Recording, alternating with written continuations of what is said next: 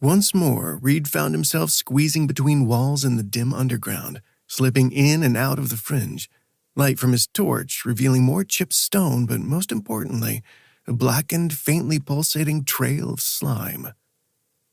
The slime trail led him deeper along the wide tunnels to more walls, some of which his quarry had tunneled through the stone and earth, while with others, it seemed to have passed beyond, like the spirit worm.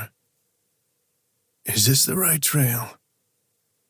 It had to be, for there was nothing else like it beneath Robert the Hitman's home, and no other creature he knew of left a snail-like trail of dark, faintly hissing goo.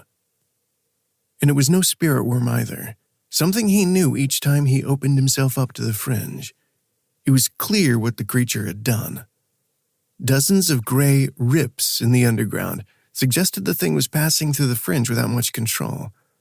He followed it still. In the fringe, each step within the gray ash-choked ruin of stone walls offered the usual oppressive heat, but no hints of the usual denizens. Not unheard of at all.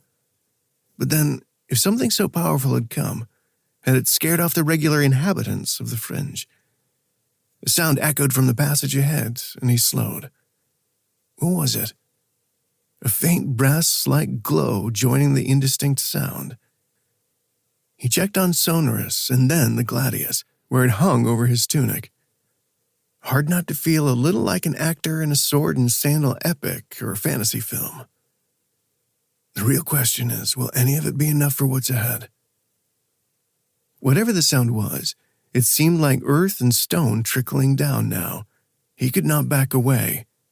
Where there was something unknown, like whatever had chased Devon, or more like the sand fiend with its radiant crown of blackened flesh. Someone had to deal with it, and then someone had to save Patrick and Robert.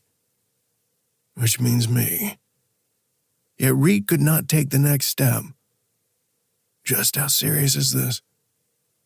He ground his teeth and smacked a fist against his thigh. Come on. You owe Elise too. His foot finally moved and he strode forward now, one hand on the hilt of his blade and the other gripping the torch, perhaps a little too hard. A sick feeling grew in his stomach as he approached the glow.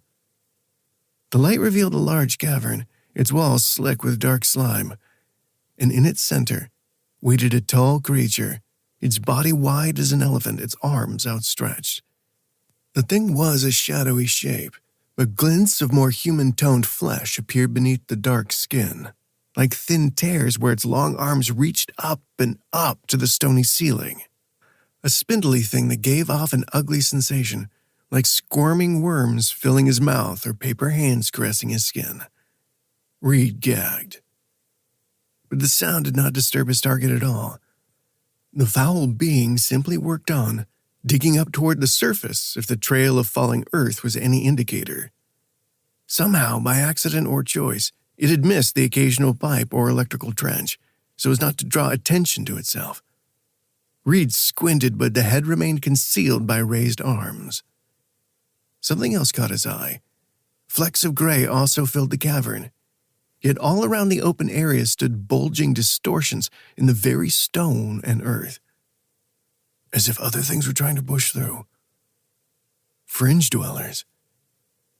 It was extremely rare for even a single creature from beyond to try passing through without taking advantage of a poorly constructed summoning circle, or similar, and now multiple things were trying to simply push through all at once in the one place. Reed tore Sonorous free and leapt into the cavern, where he snapped his wrist. A clear note rang out. Shapes flinched back as if from a gunshot, and the cavern walls grew smooth, natural once more. A few creatures, probably white hunters, remained behind, straining against the unseen barrier. But he rang the bell once more, and each one receded. So too the tall thing twitched violently.